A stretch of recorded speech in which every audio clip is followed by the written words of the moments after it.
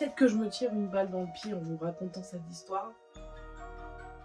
Hier, je me suis dit vraiment cette phrase-là, je crois que j'adore ce job inconsciemment parce que les meubles me parlent. Alors, ils me chuchotent pas des choses à l'oreille. J'ai toujours été persuadée que les meubles qui arrivent ici, j'arrive très vite à me projeter avec lui et à me dire, lui, il a une bonne vibe, on va en faire quelque chose de cool. J'ai envie de lui dire, on va bien s'occuper de toi. On va te redonner tes lettres de noblesse comme tu les avais à l'époque. T'as été un peu délaissé quelques années au fond d'un garage ou dans une grange, mais t'inquiète pas, nous on va s'occuper de toi. Et j'ai envie de leur dire ça parce que les meubles ils me dégagent des bonnes vibes. Je sais pas si je suis claire jusque là. Et je crois que du coup inconsciemment, j'arrive pas à lâcher ce taf parce que à chaque fois que je vois un meuble qui me parle, que j'ai envie de refaire, je me dis que je peux pas ne pas le faire. Mais faut savoir qu'il y a des meubles qui n'ont pas tous une bonne vibe. C'est très rare où je me dis ah non celui-là il me terrorise, je vais pas le faire. Et ça c'est quelque chose qui est arrivé suite à un événement qu'il y a eu à l'atelier. Il y a 3 ans ou 4 ans maintenant, ouais je pense que ça fait à peu près 3 ans. Pour vous resituer, c'est une histoire qui est arrivée il y a 3 ans. À cette époque-là, faut se remettre dans le contexte, j'achète beaucoup de meubles à cette époque-là parce que je les refais et je les revends. J'avais pas autant de dépôts et de clientèle que ce que j'ai aujourd'hui. Donc je cherche des meubles, je tombe sur une superbe armoire sur le bon coin, 20 €, une petite nana qui s'en sépare, elle est en train de restaurer une maison, elle a acheté l'armoire, elle a acheté la maison, l'armoire était dedans, mais elle en veut pas, c'est pas son style, etc. Donc on programme un rendez-vous, je vais la chercher, on se donne rendez-vous, j'arrive sur place. C'est vrai que la maison en rénovation elle était hyper moderne, donc comparé à l'armoire, ça faisait vraiment 2 salles, 2 ambiances parce que l'armoire. D'ailleurs en faute, je me rappelle qu'en vrai, m'être dit waouh, elle fait flipper cette armoire, elle ressemblait pas à ça sur la photo. Elle était, déjà elle était immense, immense, immense, immense. C'était vraiment les armoires qu'il faut des hauteurs sur le plafond assez hautes pour pouvoir les mettre, les armoires normandes très massives avec les grosses corniches, très très belles, hein, parce que vraiment je pense que décapée elle aurait été incroyable.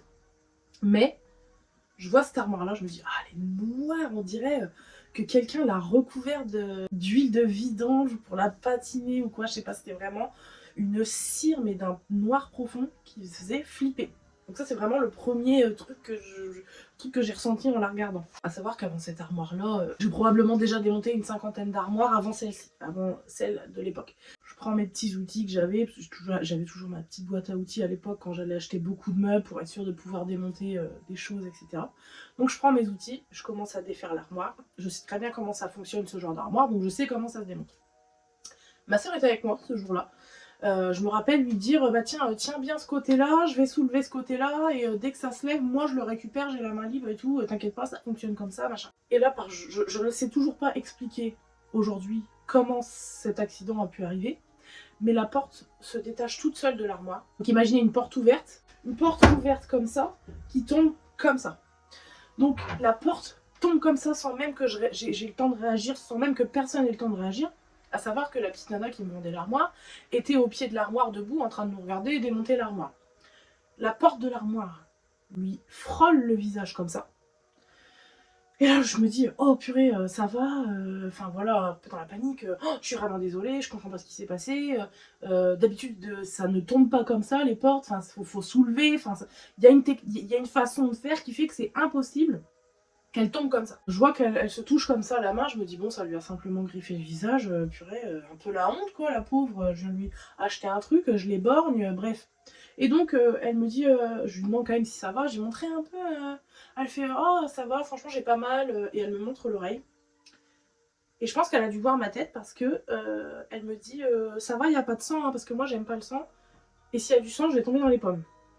Ok, donc là je me dis Jennifer, garde ton sang-froid. Avec ma soeur on se regarde, je lui dis pose tout, on laisse tout comme ça. Madame, je vous emmène tout de suite à l'hôpital parce que ma préoccupation c'était vraiment ça. À savoir que son bout de lobe d'oreille qui est ici avait été sectionné et ne tenait plus qu'un lambeau de peau. Et encore aujourd'hui je me demande comment c'est possible que cette porte, en l'ayant frôlée comme ça, ait sectionné de cette manière-là le lobe de l'oreille. Donc je l'emmène aux urgences, complètement paniquée, et je passe mon temps à m'excuser, je comprends pas ce qui s'est passé et tout, je suis désolée, machin, machin.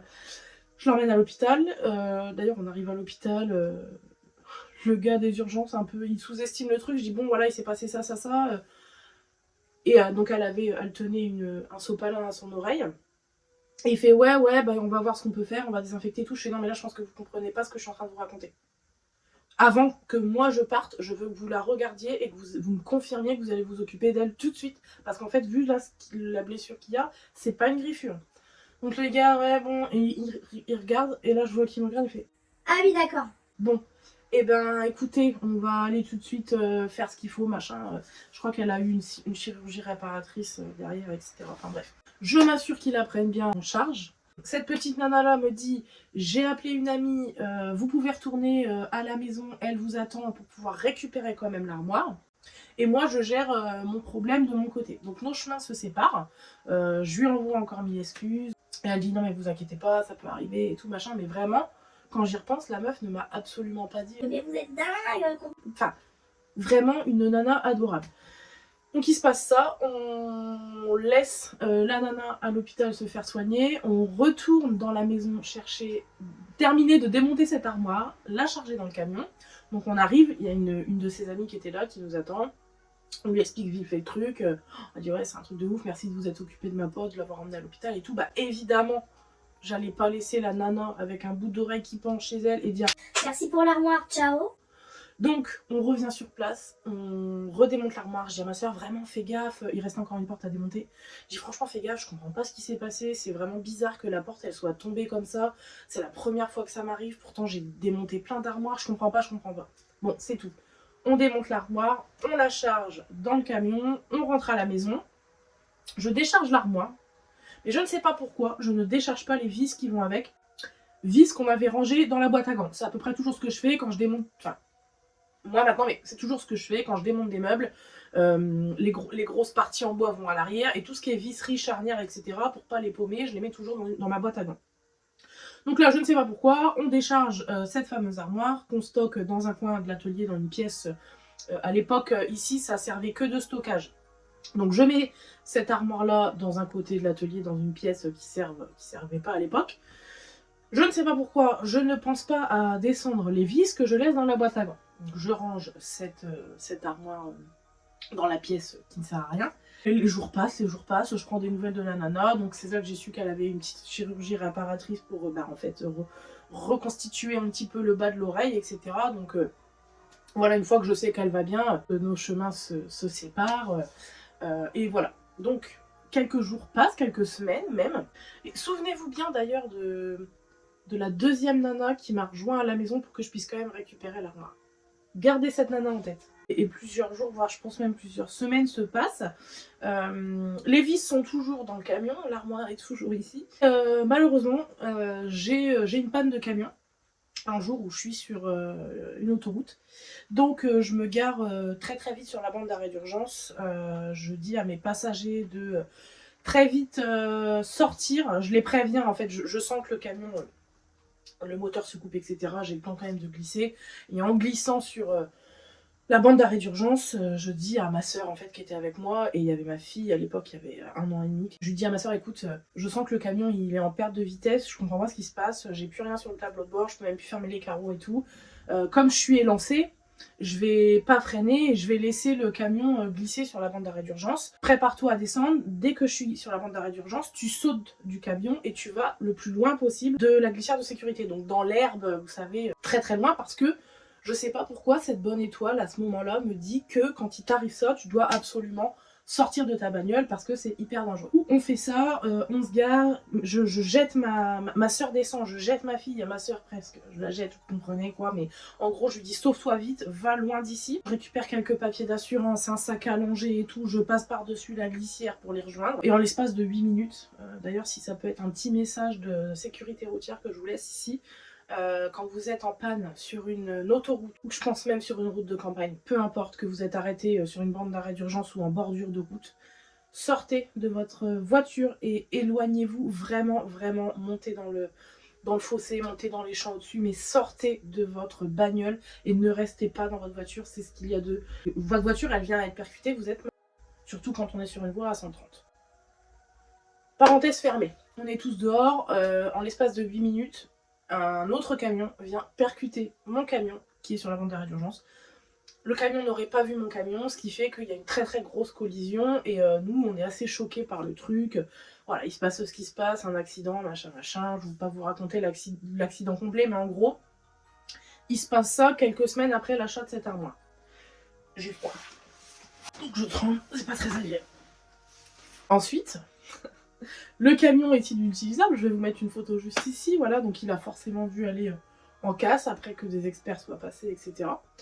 Je récupère quand même, j'ai quand même le temps de récupérer des affaires qui étaient restées dans la caisse à l'arrière, quelques affaires aussi dans la cabine de conduite là. Et par contre, j'oublie complètement de récupérer tout un tas de visseries qui étaient restées dans la boîte à gants du camion et les fameuses vis de cette fameuse armoire. Donc j'oublie de récupérer tout ça, je me dis c'est pas grave, je trouverai bien un jour de quoi récupérer, de quoi remonter cette armoire, même si c'est pas les vis d'origine. Les jours passent, les semaines passent. L'armoire dans la pièce dans laquelle elle était rangée est devenue une mauvaise vibe dans cette pièce. C'était toujours un peu... Déjà, il n'y a pas de lumière, donc c'était toujours très sombre. Et à chaque fois que je passais devant cette armoire-là, je me disais un jour je la ferai, mais en fait, je prenais jamais le temps de la faire. Il y avait un truc qui m'empêchait de la faire, je sais pas, elle me faisait flipper. Du coup, j'ai jamais pris le temps de la faire. Peu de temps après, toujours tout ça, peu de temps après. Vraiment, je pense que tout ce que je vous raconte là, c'est sur 6 mois à peu près. Je vide mon fameux garage parce que j'ai accumulé trop de choses dernièrement et voilà, faut faire du tri parfois. En rangeant, en retirant des meubles, je retombe sur cette armoire et je me dis, de toute façon, cette armoire-là, je la ferai jamais. Elle me fait flipper, elle est recouverte d'une espèce d'huile de vidange, c'est bizarre, je la ferai jamais, elle me fait flipper. De toute façon, j'ai plus les vis puisqu'elle s'est restée dans le camion. Donc on finit par la mettre à la déchetterie. Et tout d'un coup, cette pièce-là, j'y retourne à nouveau correctement. J'ai pas l'envie de ne pas aller dans cette pièce-là. Je sais pas comment vous expliquer, mais je sais pas si ça va être clair au montage tout ça, mais en gros, cette armoire-là, à l'époque, je trouvais qu'elle donnait vraiment une mauvaise vibe dans l'espace de travail, quoi. Il y avait un truc qui n'allait pas. Et à partir du moment où on a vidé et qu'on l'a emmené avec d'autres meubles à la déchetterie, je sais pas comment vous expliquer, mais il y a un truc qui est redevenu carrément plus léger. Donc ça, c'est pareil. Merde, vous allez me dire, mais meuf, t'es complètement starbée. Mais moi maintenant, tu me diras, pas que je suis starbée, hein. Truc que je perdais tout le temps mes outils, ça s'égarait tout le temps. Je sais, je suis tête en l'air, mais à cette époque-là, je perdais tout le temps mes outils. Je pouvais regarder à un endroit, je ne le voyais pas. Je revenais 10 minutes après, il était là où j'avais regardé.